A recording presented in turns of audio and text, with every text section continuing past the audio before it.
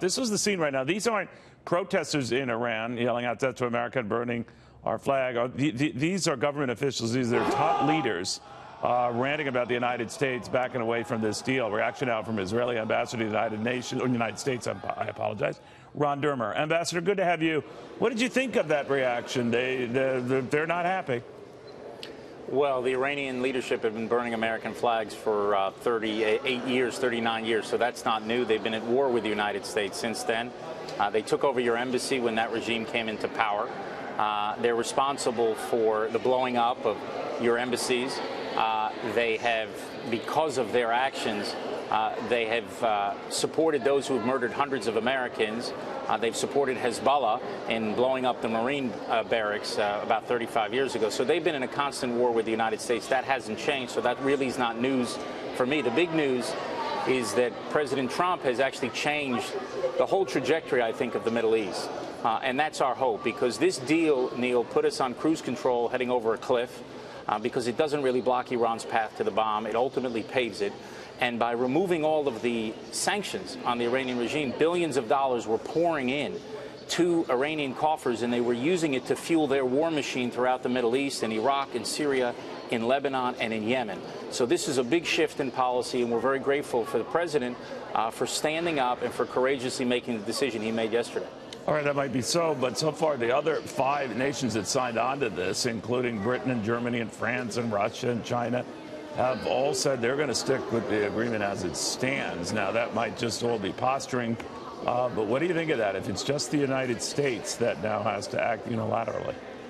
Well, first of all, I take note that your allies in the region, both Israel and some of the leading powers in the Arab world, we're both opposed to this deal, and we both publicly supported President Trump's decision. And I think that should count for something, because we were the guinea pigs. You're quite right about that. Not a single nation in the Middle East signed on to this, but go ahead. That's right, and we were the guinea pigs in this failed experiment. So imagine that you were doing a deal with North Korea, and the Japanese and the South Koreans were totally opposed to it, but the British, the French, and the Germans were happy with the deal. Look, we're the ones who have paid the consequences for this deal. We were told 3 years ago that this deal would make the region safer. It's made the region far more dangerous. We were told that it was going to push war further away. It actually has brought war closer, literally, to our borders. So we're very grateful for the news. The Arab parties are grateful to the news.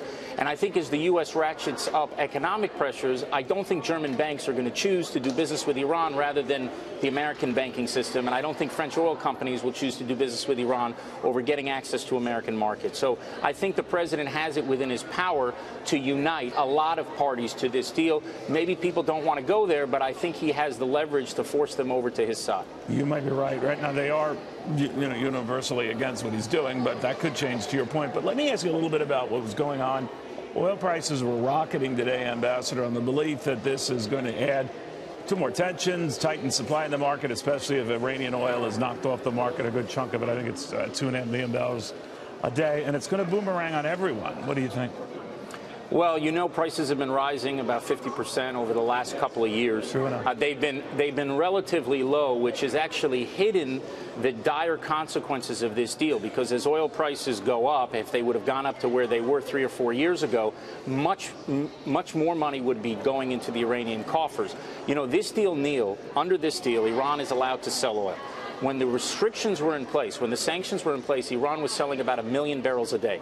Because of this deal, they're now selling over 2.5 million barrels a day. That's an extra 1.5 million barrels a day at $70 a barrel.